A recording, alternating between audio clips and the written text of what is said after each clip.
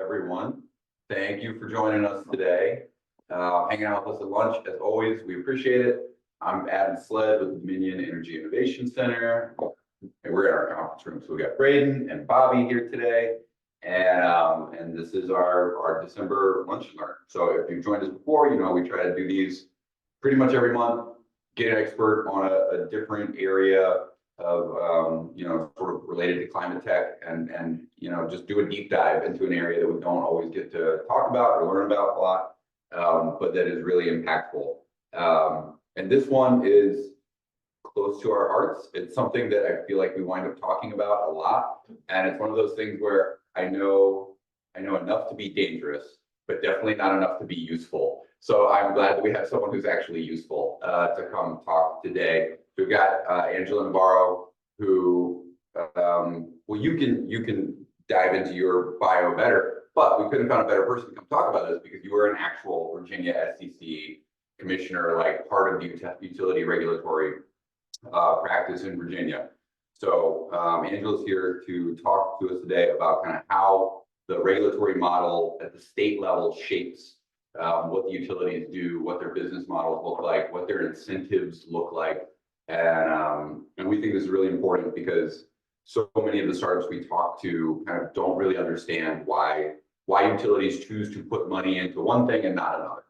And they don't understand how difficult it is to kind of make changes to that.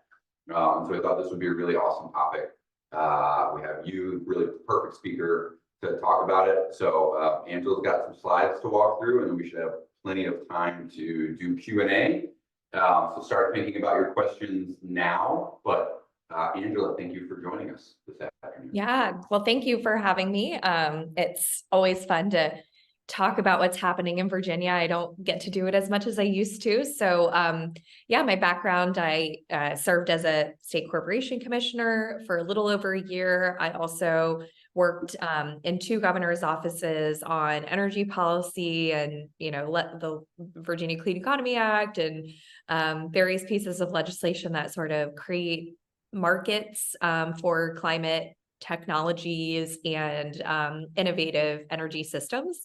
So it's been, quite a fun time to be doing this work, especially in Virginia. Now I have a law and policy practice, and I counsel companies, nonprofits, foundations, trade groups on energy regulatory matters, not just in Virginia, but all over the country, because we're not unique in having these sorts of questions about sort of how do you do business in these models. So I think you guys are in control of the presentation. I did prepare a couple slides. I don't want this to be a rigid presentation today, but basically what I want to do is just sort of set out at a very high level what the state regulatory process looks like. So I'll talk about 2 sides of the state regulatory process, the regulators themselves, and then sort of what defines the realm of regulation. And that's really what happens in the Capitol with the General Assembly and with the governor. So I'll start with the commission, and then I'll sort of work backward to the legislature, and then we can sort of walk through one example of a piece of legislation that has produced sort of a lot of activity, but that requires lots of different stakeholders and companies to meet those investment requirements. So with that, let's move to the next slide.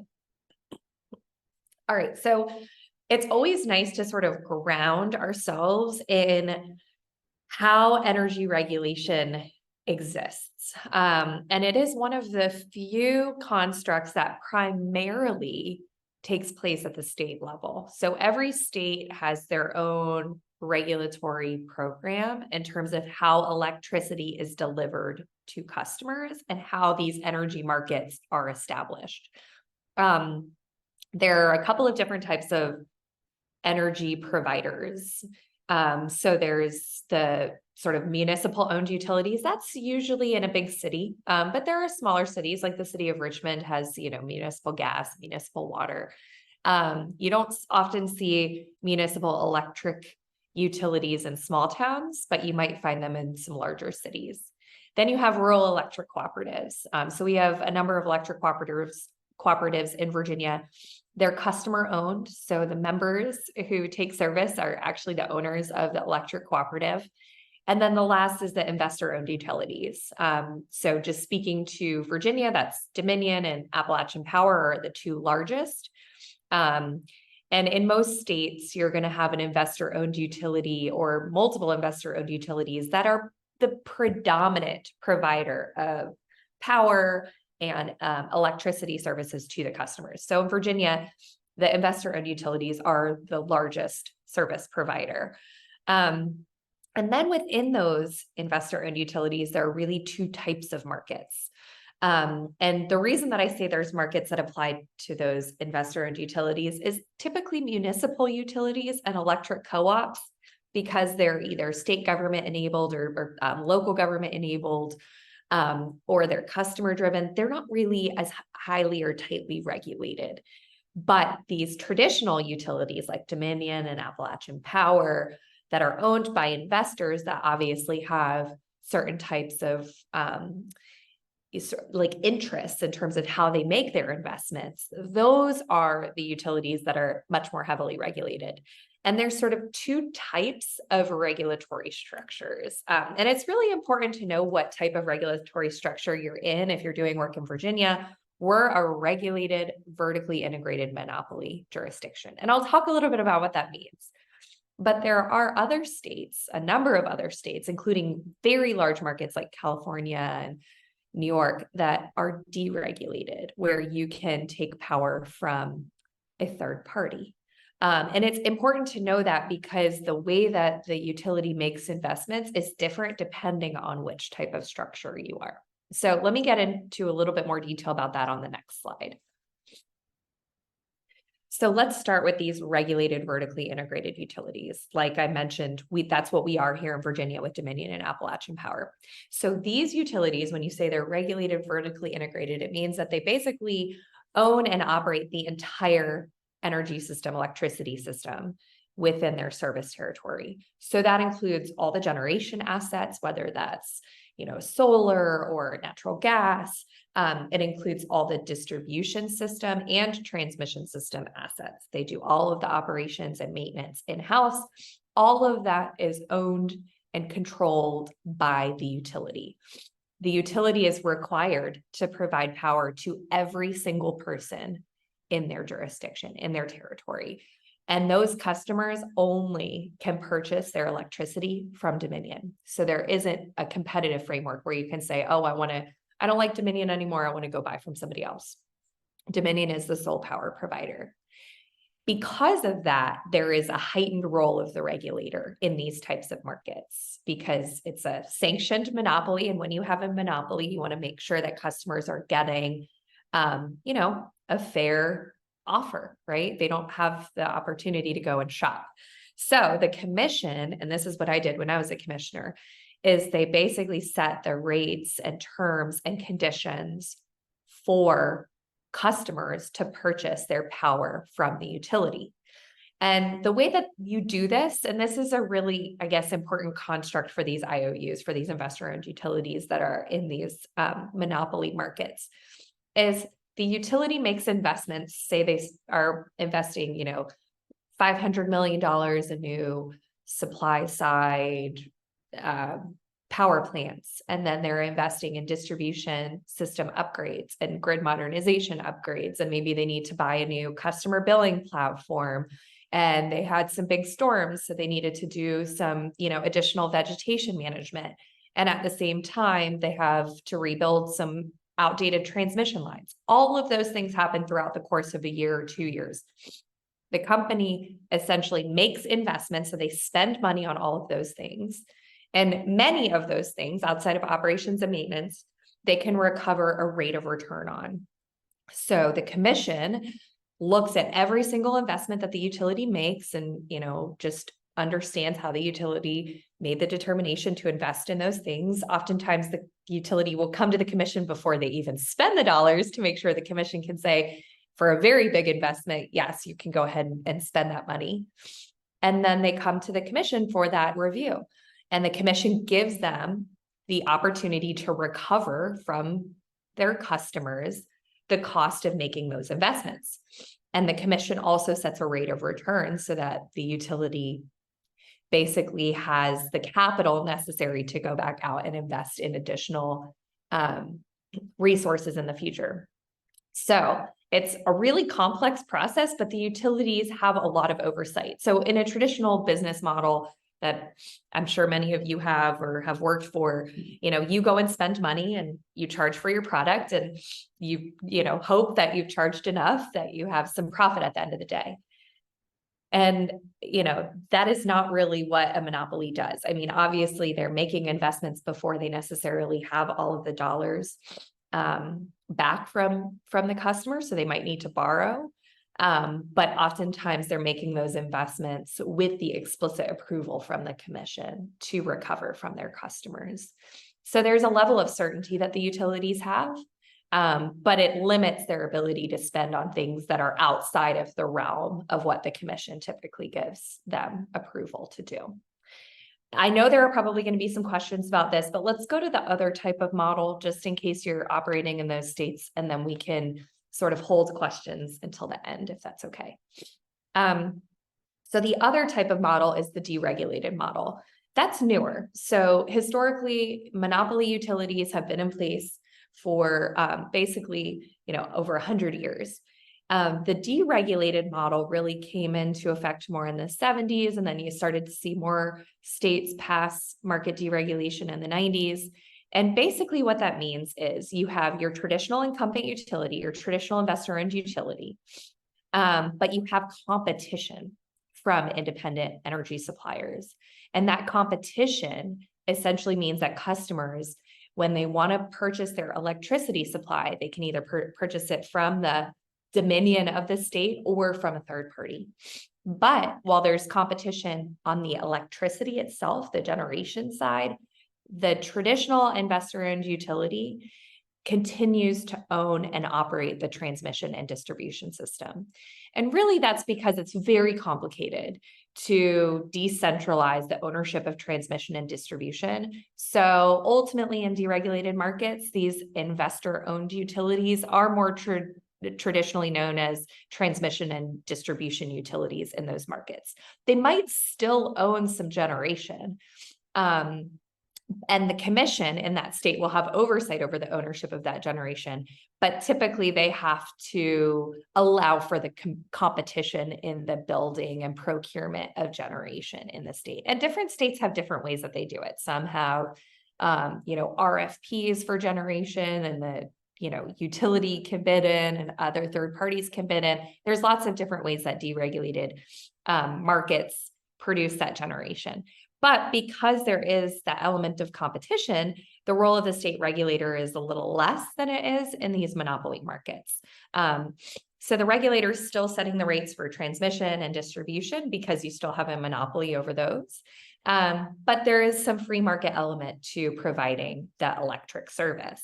And, the regulator monitors that free market activity, but they're mostly monitoring it and regulating it to make sure that consumers are protected, that they're not getting ripped off. So that's sort of the difference between a fully regulated monopoly market and a deregulated market. And again, it's important to know that distinction because obviously how the utilities make investments, the role of the regulator, all of those things will be very different depending on the type of structure you're in. So let's go to the next slide. So I wanted to make sure that this presentation also is a little more actionable. So if you're thinking about engaging with state regulators, I have some best practices and some tips on how to do that. These tips and best practices are helpful regardless of whether it's a deregulated market or a fully regulated market. But ultimately, these regulators are important decision makers. They're important in terms of establishing and presiding over the energy market in the state. So really what you want to do here is you want to make sure that you have a solid understanding of the system, a solid understanding of the commission's jurisdiction. Like, do they have authority over the area that you might want to see a change or an improvement to? You want to have a really detailed solution, or at least an identification of what a type of solution could look like. Maybe that's a red line of a regulation, or something that's very specific that can be incorporated into the commission's decision-making. The commission staff has a very important role in the work of the commission. And again, this is in every single commission in any state. So really understanding and meeting with staff to determine how you can achieve your objective, that's always helpful. They can give you information on, is there an open docket? Is there a stakeholder group? Is there something where your voice would be helpful or important? Working with regulatory experts, that's also a suggestion. Obviously, these dockets can be really technical and very difficult to navigate, especially because they're happening all the time in all 50 states. So there are experts, whether they be consultants or lawyers, who can provide information and intelligence on how to engage. And then if you decide to engage, typically there's formal processes. So you could file comments, you could submit testimony, you could participate in a stakeholder group. And then the last is just meeting with other stakeholders. Commissions really like to see consensus. So if you can meet with other stakeholders on an issue and bring as much consensus or at least, some best practices that a lot of other folks agree to, that's definitely helpful. So those are some best practices in terms of engaging with state regulators who obviously have a big role in establishing these markets. Let's go to the other side, which is state legislators. Okay, so the commission regulates the utilities, but the legislature sets the laws, right? So they pass the laws that essentially set the roadmap or the guardrails for how the commission does that work. Those laws typically provide like the high level objectives for what the utility needs to do, right? If they need to make certain types of new investments in grid modernization, you're going to see laws that allow the utility to recover for those investments, for example. And then those laws also set out the way that the commission does their review of a utility filing. So they might say, for this investment, we're going to deem it to be in the public interest. And I'll give you an example of what that means. Whereas for this investment, we're going to set a price cap on how much the utility can invest. And those are all the types of things that I've seen in legislation here in Virginia, but in lots of other markets too. So it's not unique to Virginia where you see the legislature being very prescriptive about the types of things they want the utilities to invest in, especially when it comes to climate enabling technologies and new clean energy resources. There's a lot more activity from legislatures prescribing how utilities should make those investments. And every single legislative session, you're going to see a lot of proposed legislation around, resilience and coastal adaptation and things regarding solar and offshore wind and onshore wind. So legislatures are very active and engaged in that area. Let's go to the next slide. So engaging in state legislation is very different from engaging in state regulation. State legislators, number one, they're part-time legislators in most markets. So they're not necessarily experts in this field. You probably know a lot more about the energy system and the energy market than they do. So you really need to educate these individuals and simplify the types of things that you might be asking for. Legislators, because they're elected, you want to try to amplify the voices of their own constituents. So if you live in the district of your House or state Senate representative, it's always good to say that. If your business is located there, definitely tell them that. If you employ individuals there, that's even better. If you're spending money there, give that information because it's really helpful to amplify how you're a member of their community. Thinking about who your policy champion will be to help amplify the types of things that you need. That could be somebody that works for state government, local government. That could be an external person, like maybe you don't live in that person's district, that legislator's district, but you have a partnership with a business that is located there. They could help to be a policy champion. There's lots of trade groups and stakeholder coalitions that meet throughout legislative sessions to help negotiate language. So figuring out who those are and getting involved in those groups is very, very helpful because oftentimes there's sort of consensus that's built around legislative language. Communications materials, so preparing communications materials, sign-on letters, fact sheets, those are obviously incredibly helpful. And then there's government relations professionals who really do this as a living, otherwise known as lobbyists.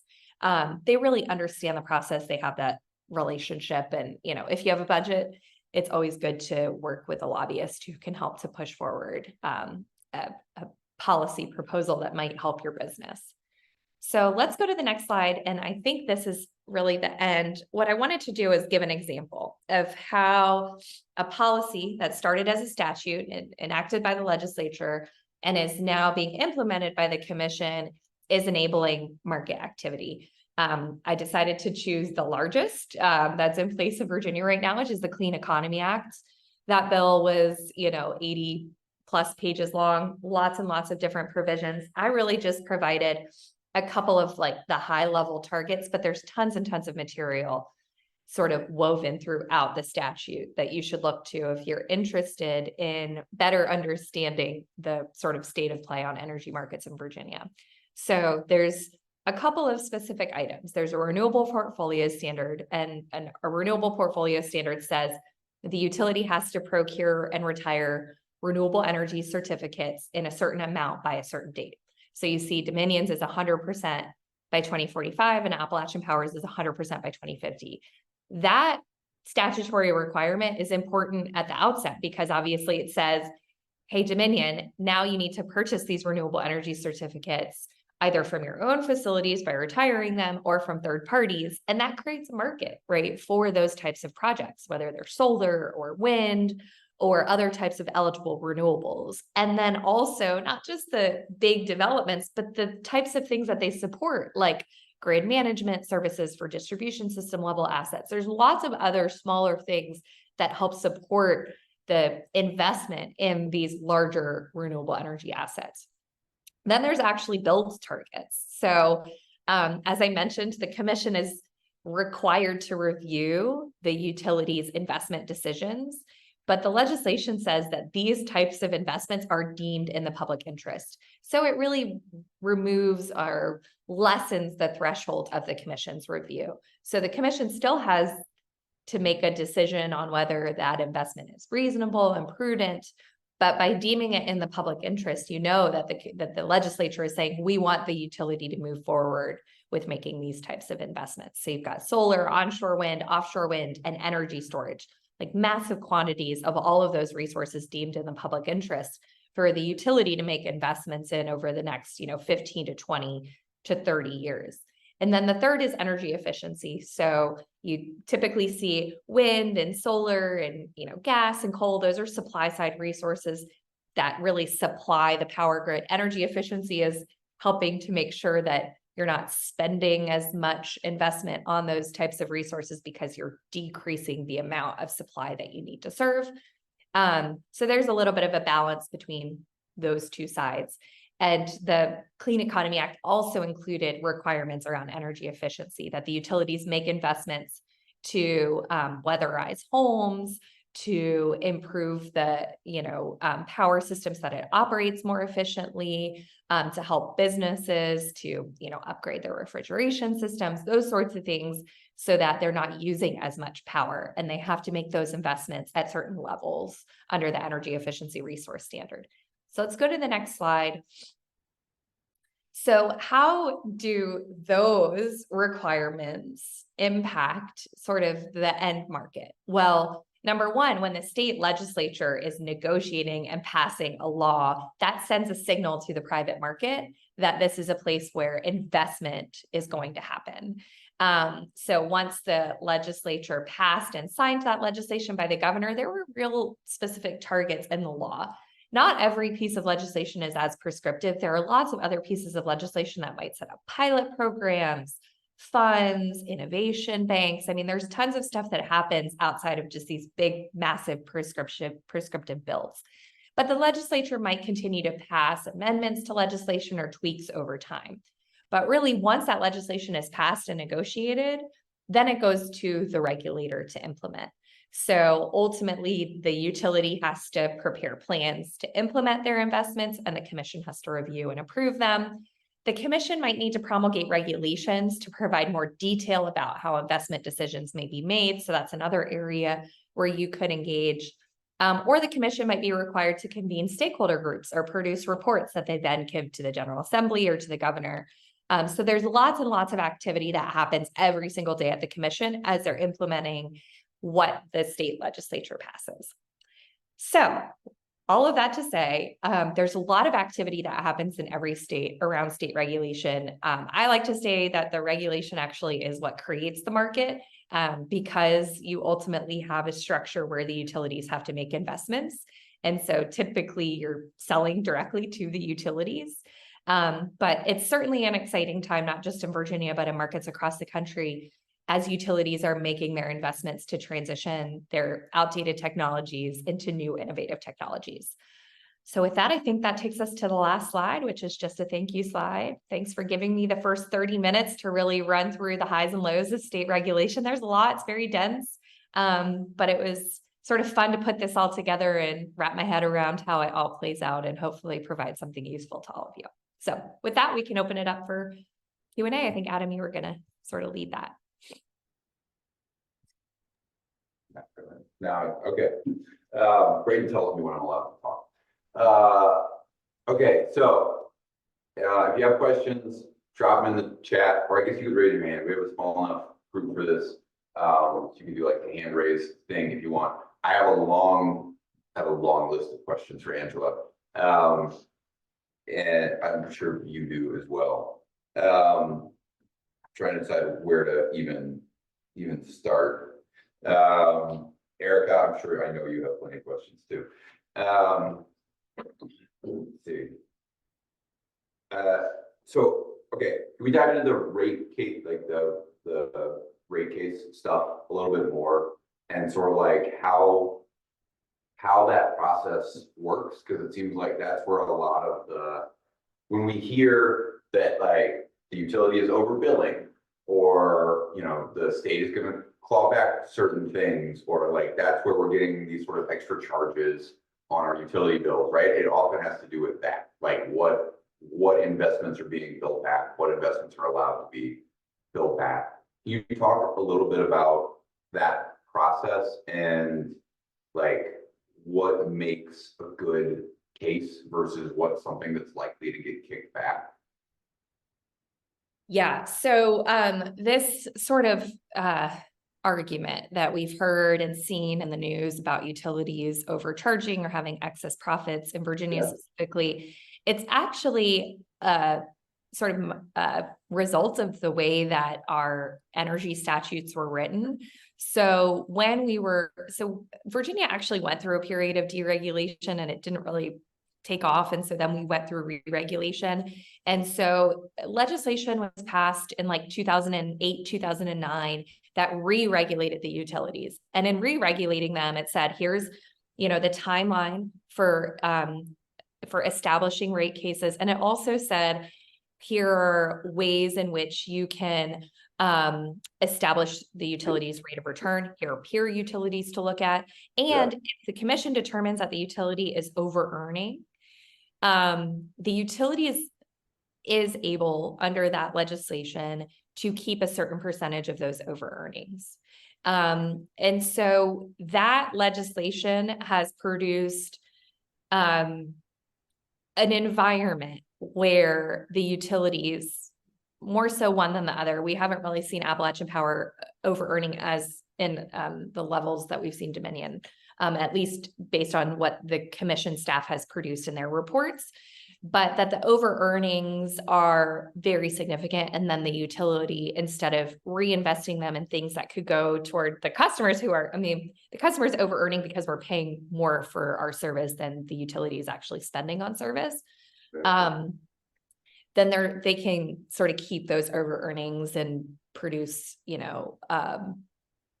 like dividends for shareholders and things like that. So that's what you see in the news, is that, the utilities are keeping those over-earnings instead of investing those over-earnings back into things that would benefit the customer.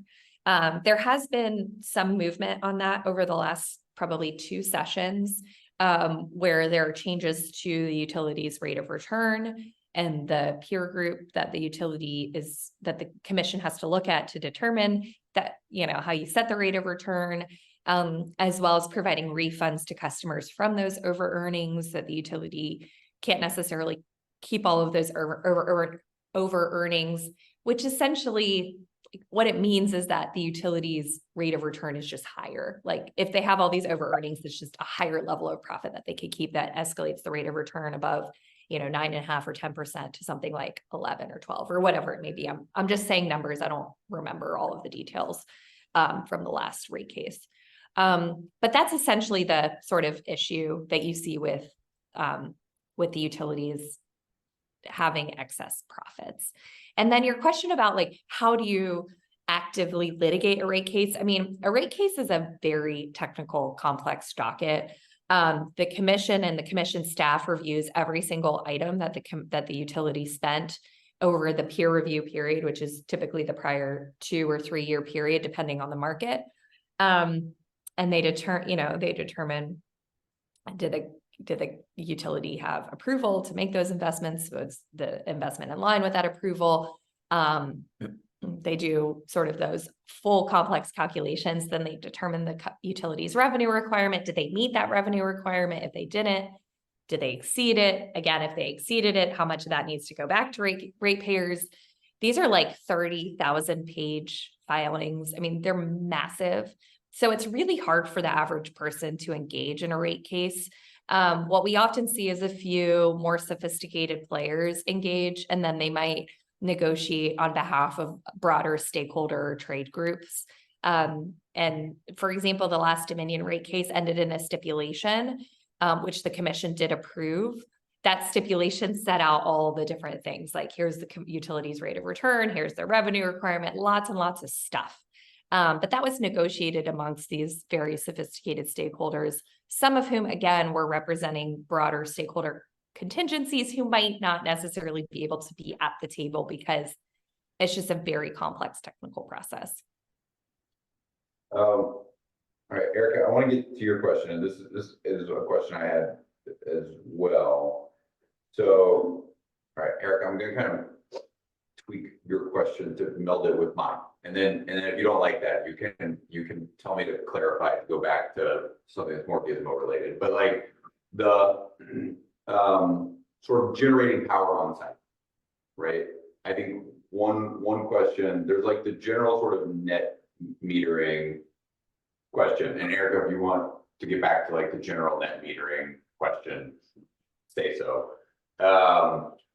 What the thing that's like tangential to that or connected to that I'm interested in is how do you determine, we get this question a lot, like if someone wants to generate power on site, say a data center user wants to generate power on site, or they need even more power and they want the option to have someone else generating power like next door. Like at what point does something cross the line from the right to do some on-site power generation to like, no, now you're acting as a utility and you cross the line from like a regulatory perspective? How does that work? How do you navigate? So like if Erica sells somebody something to create power on their own site, at what point does she cross the line into you're acting like a utility? Is that relatively close, Erica? More or less? Okay. All right. So sorry. Yeah, go ahead. I was gonna listen. Okay, well, let me try and answer that question. And there is a different answer depending on the type of customer that you are. And then maybe Erica, we can drill down if there's a specific type of customer you want to talk about. So for generation of power on site, if you're a residential or small business customer, the rules are pretty much set out in the net metering section. And that basically says you can generate on site up to 150% of your historical consumption if you're in Dominion, 100% if you're in Appalachian Power. Okay, so that's like on-site generation. But you can't sell the power to your neighbors, right? Otherwise, you'd be a competitive retail supplier, and there's a very, very, very limited ability to be a competitive retail supplier in Virginia. So that's for like residential, smaller, rooftop, commercial, small business customers. The other side is these to Adam, your point, these data centers are these very large customers. Again, like very technical and wonky, but for these very, very large customers like data centers, they can purchase from a competitive retail energy supplier. There's some stuff in the code about how they can do that and who they can do that and how you register. So I don't know if that helps, but that's sort of this dynamic is set out in the legislation itself. So the legislature has negotiated these various provisions over many, many years about how you can self-generate, what you can do when you self-generate. Typically, you can roll some of that back onto the grid. So I guess in effect, you're kind of selling to your neighbor, but not really selling to your neighbor because it's just going back to the grid and you're being compensated for it. And then also for these very large users that might want to purchase from a third party, they have the ability still to do that. So hopefully that's helpful, but. No, just a quick follow-up if I'm allowed. Hi, Angela. Thank you so much for this opportunity. Good to see you, Brendan and Adam, and the rest of you folks. It didn't really answer my question. I'm very aware of the idea of not acting as a utility and that there's a maximum amount you're allowed to create in terms of sizing your system. My question had to do with whether or not there could be or what kind of legislation we can look at to protect prosumers, making sure that, the fact is there's kilowatts out there and, the utilities want to get paid for the megawatts that they're generating.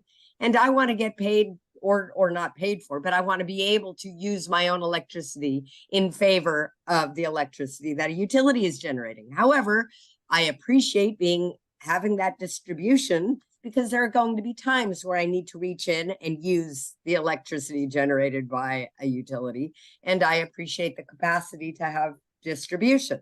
So my question is more about kind of this vertically integrated monopoly where they have control over generation as well as distribution and billing, while I'm trying to generate for myself.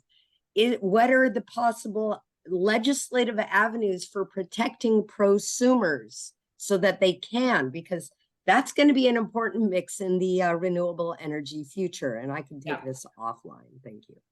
That's thanks for that clarification. So really the only provisions right now that protect people who want to self-generate are the net metering provisions.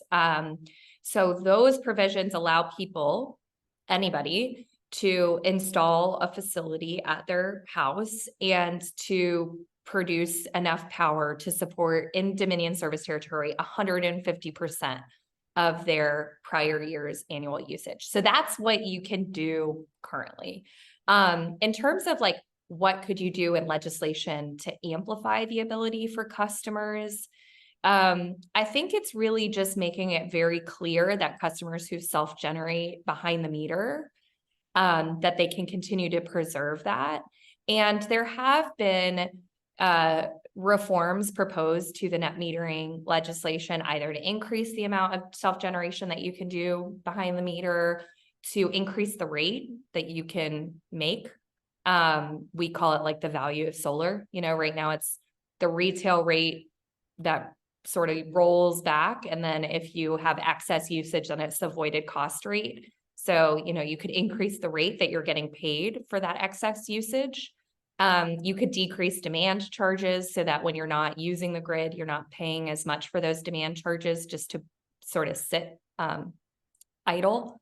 So I think there's definitely things like that, certainly incentives around storage so that minimizes the amount that you have to take from the grid when you're not producing power. And we're seeing more storage incentives flow through the federal government. So those are the types of things that I could see policymakers look at. And certainly they have looked at those types of policies, but just haven't been necessarily as successful recently. Larry asked a question that again, this sort of goes segues. Do you perceive any key issues with the current code that prevent us from maximizing or optimizing affordability, reliability, innovation, and in general providing the highest quality electrical service to ratepayers? So that's broadly what's in the code that's holding us back? I guess that's a really good question. I don't know that it's necessarily what's in the code that's holding us back. I think that it's just making sure that everything that's in the code gets fully implemented.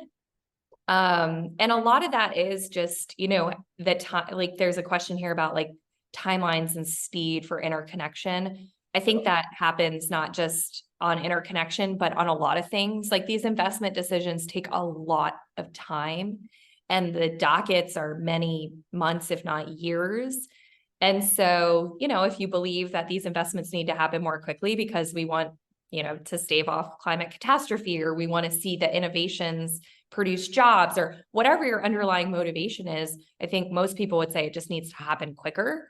So if anything, it's expediting the timelines in code for things to happen so that the utilities and third parties that want to support utilities can realize those investments faster. Do you want to touch on the interconnection question? Yeah, so yeah, versus happy to.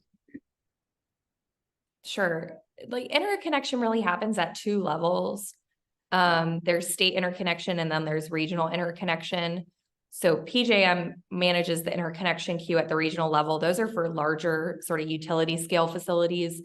And then the utilities, like the investor-owned utilities or the electric co-ops, manage the interconnection queue for smaller scale facilities such as rooftop or community solar projects. So at PJM, there's a ton of reforms that are happening. That queue's been paused for a number of years. Folks are very frustrated by it. You can't get through the queue in, you know, less than 12 to 18 months. So there's some reforms happening. Some of that is hiring more people to do the reviews.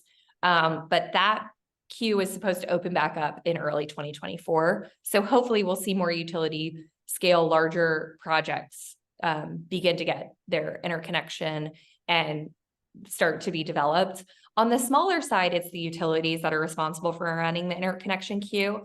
And when I was at the commission, we actually opened up a stakeholder process to sort of provide more transparency and accountability so that those queues can speed up. I know, you know, the commission is still working through that. I honestly don't know where they are in the process because I'm not there anymore. But I think some of it is just putting in place more transparency so you can see where you are in the queue, so that you can see what the timelines are for getting your reviews complete, so that folks can better understand the process for even submitting their interconnection requests, so that they can understand the process for why they're, you know, the utility is providing them with certain charges when they're wanted interconnect in terms of upgrades that might need to be made at the distribution system level. So those are all things that I think just transparency would be super helpful. Again, that process is at the commission right now. I just don't know where it is. So. Angela, I wanted to like kind of loop back to your slides where you broke out the legislative role and then the commission role, right? And kind of where they overlap or don't overlap, and specifically thinking of the Clean Economy Act and the sources of renewable energy and clean energy, right? Leaving out our nation's largest producer of clean energy, nuclear, right? And like a big discussion that's happening at the state. So I'm just curious where the commission and where the legislator actually can overlap legally or overlap socially in terms of being able to fulfill the mandates of some of what the citizens or what a state has kind of laid out as what their goals are. Yeah, so I mean, they overlap tremendously, right? Because the commission ultimately is responsible for implementing the legislation that the legislature passes. So, you know, the scope of the commission's jurisdiction, like what they actually have authority to do, is determined by the legislature. So the legislature oftentimes sets, you know, very high level, big, broad goals, requirements, principles, and then it goes to the commission to implement. And the commission oftentimes will implement regulations. If the legislature doesn't see eye to eye in terms of how the commission has done something, then the legislature will go back and amend their legislation and be more prescriptive, right? And we've seen that many times. And those are things that definitely happen every session, where the legislature might say, oh, we don't agree with how you've decided the definition of this, like, you know, nuclear, like where does that fall within the Clean Economy Act? Maybe the legislature would come back and amend it and say, we actually want nuclear to be here instead of here. And the commission has said it's here, right? Or it could be that the utility isn't doing enough and the legislature says, we want the utility to do more. And so then they'll put language in legislation that says, hey, utility, you have, you know, we're going to ask you to invest in X. And we're going to say, like, because it's deemed in the public interest, you need to go to the commission and get approval to make those investments. So those are ways that the legislature sort of dictates how the commission sort of flows through the regulatory process. And then again, if the commission comes to a regulatory conclusion that the legislature doesn't like, or political winds shift, then the legislature might come back and override what the commission decides by legislation. Does the commission ever go the other way and say, hey, legislator, I know you've legislated this, but in terms of reliability or affordability, you've actually really shot us in the foot and we can't do what we're trying to do to make sure that the lights stay on all the time? No, not really. I mean, the commission, again, is subject to what the legislature says. Oftentimes, and we saw this in the Clean Economy Act, there will be like a reliability off valve, which says, you know, something like to ensure the reliability of the grid, like you might not be able to retire a unit or something like that. So we have seen that before. Okay, so like an example of this, say that we need to greatly increase the amount of power generation, like broadly as a state, as quickly as humanly possible. Is that a legislature directing that and saying like, this is the thing we've identified as a problem? Because it wouldn't be the regulators, right? It'd be the regulators wouldn't be saying, I mean, it'd be the utilities coming to the regulators saying like, you need to let us do this. Yeah. But at some level, like, does it have to get approved at the legislature level and say like, yeah, like we don't see a plan to match the load growth that we're being told is going to happen, like, you know. Okay, so there's a couple of different ways that this is regulated. Okay. It's actually regulated at the outset at like the federal and regional level through the North American Electric Reliability Corporation. So Good. NERC sets reliability standards. Each utility has a requirement, like a requirement to serve the load of their customer base. So that's like the highest level. If you're in a deregulated market, then, you know, again, there's like sort of a market dynamic for how you serve that capacity and make sure that that capacity is available. Then we're part of PJM, which is the regional RTO, ISO. And the regional RTO maintains the capacity reserve, the capacity market. And then the utility does an integrated resource plan where they project out their load forecast. And some of that is based on what PJM does. And some of that is based on like, what do they see coming? So, but then the legislature could say, we know there's a lot of new generation that's needed. So like in the VCEI, you know, 16,000 megawatts of generation should be from these types of resources. So they can like put their thumb on the scale. So there's all different layers in how that's reviewed. And then the commission ultimately looks at the IRP and says, like, at this point in time, we agree with that load forecast or not. And then that's then used sort of as a planning tool for when the utility is making investments over time. They'll say, oh, we have to meet this load forecast, which the commission has agreed to. So there's different layers of how the reliability of the system is navigated. On that kind of same note, but like we've talked a lot about the state and you just hit on the federal, but there's this really local kind of level too, right? Yeah. And specifically as an example, solar, right? A lot of communities are coming out with maximum amount of land use and solar farms. And if it becomes a point where utility can't meet, say, that Virginia Clean Economy Act because municipalities and land prices have gone through the roof and there's all this pushback, what's the recourse there? Can the state step in? Can the federal government step in and say you have to allow this type of land use? Or I guess where do like localities, whether they're counties or towns or cities, fit into this kind of tiered system of regulation? Yeah, it's a great question. I purposely just focused on the state level for this presentation, but in other conversations that I've had with folks in this space, I've done some presentations on the local level involvement, and it's a huge part of the mix, right? In Virginia, the localities make the decision on whether or not to cite a project or to grant, you know, a permit, a local zoning or permitting decision. That has obviously had its ramifications because we've seen projects rejected. There are a few states that have overridden local zoning authority. It doesn't always work that well, though, to do that. I mean, you do want to have local engagement and involvement in these decisions. At this point, the federal government isn't going to get involved in it. You know, maybe on the siting of transmission, you could see that at some point. FERC is navigating how do you build out certain types of transmission corridors that are needed to supply and ensure that you have that reliability across the grid. But for these smaller, you know, projects that are for state, you know, mandated RPS requirements, for example, it is going to need to continue to be a negotiation with local governments. I don't think that's going to change. I think developers and stakeholders and interested constituents are going to have to get more engaged in those conversations so that projects can get approved and move forward. And, you know, maybe negotiate mitigation and that sort of thing. But ultimately, it's going to be a locality by locality decision.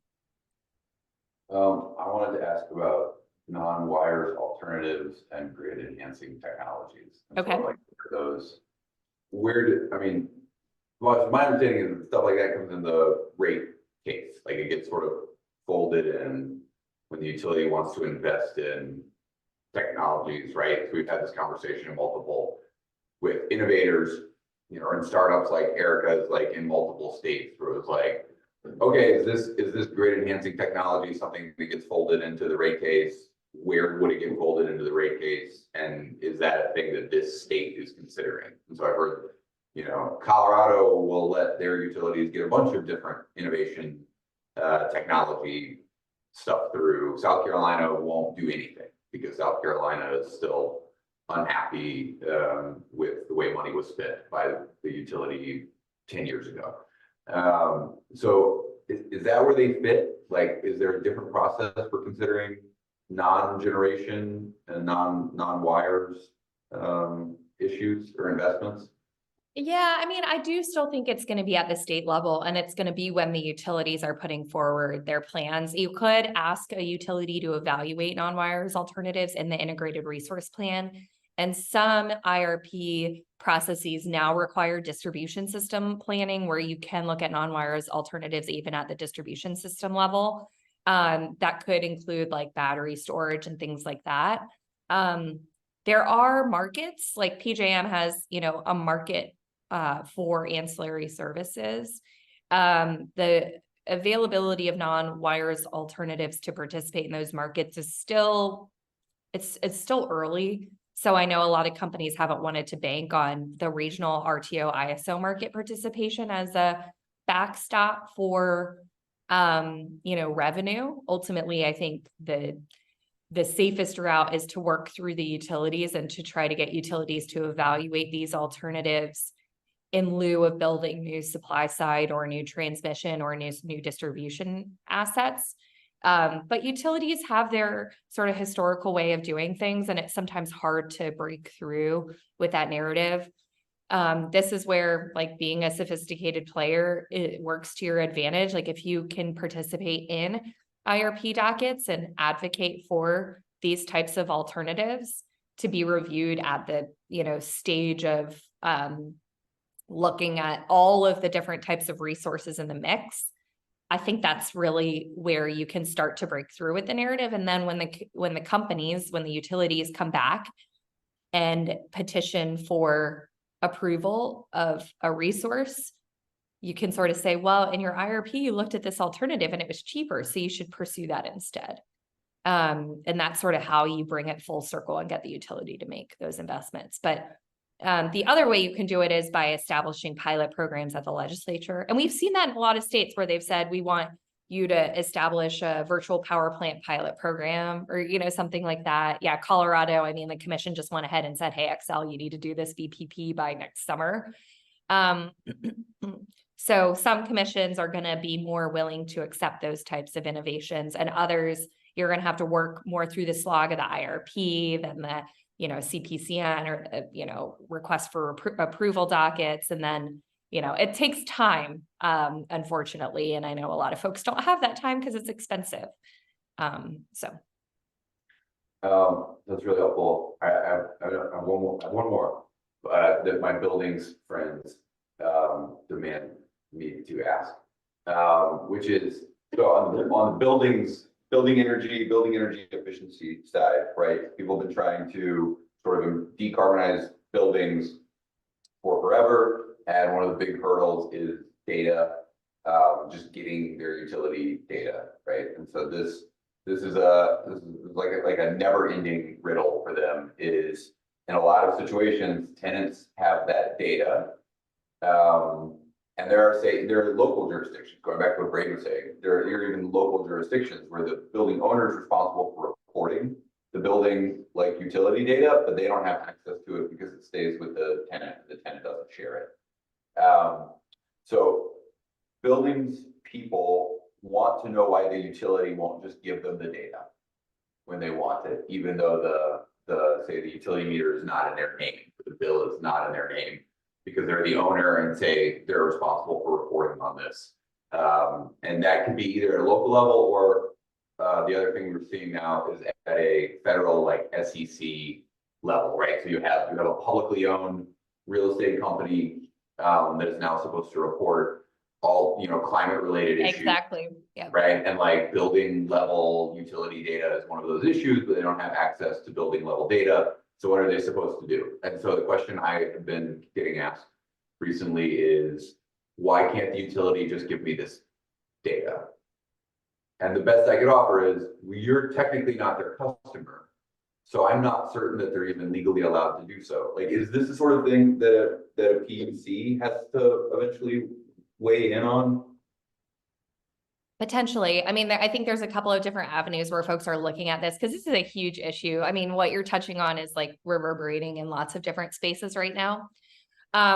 So some states actually have legislation or statutes that say, or regulations that say that the data belongs to the customer. So the customer has to affirmatively provide it to the building owner or the third party that's consolidating all the data on behalf of the building owner.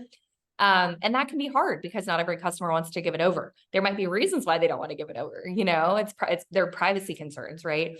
So I think what we're seeing now is various coalitions that are working on different model laws. What you probably want is a law change at the state level.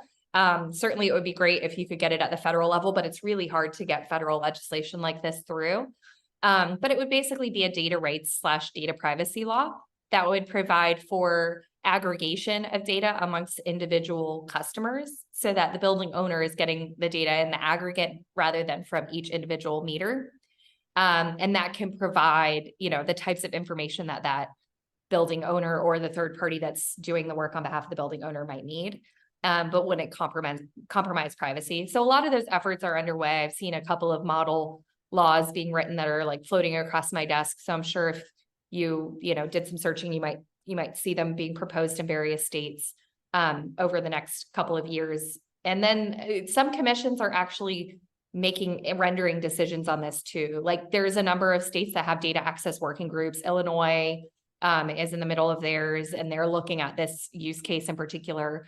And the commission's really just trying to say, like, here are the requirements for how the utility provides that data to the third party or to, the building owner. And I think that is happening at a much higher level in places like New York and California as well, where they're actually setting up the third party system for that data transfer. So you'll see it probably play out in different ways depending on the states. Maybe there will be a third party that hosts the data like New York. Maybe there will be rules of the road written by the commission like in Illinois, or maybe there will be state legislation in another market like Virginia. I don't know. But it's definitely something that folks are paying attention to. And I know we're at time, so sorry about being a little long-winded there. No, this is awesome. I thank you for letting us pick your brain. I'm sure we could keep asking you questions for hours. Well, feel free to reach out anytime. It was great to chat with you guys. Really appreciate it. Yeah, thanks so much, Angela. We'll be back in January with another Lunch and Learn. Stay tuned for that. In the meantime, check out the ones that we've put on YouTube, and really appreciate all of the insight, Angela. Yeah, this is fantastic. Thank you. Thanks. Take care, everyone. Happy Have a good day. holidays. Have a great day.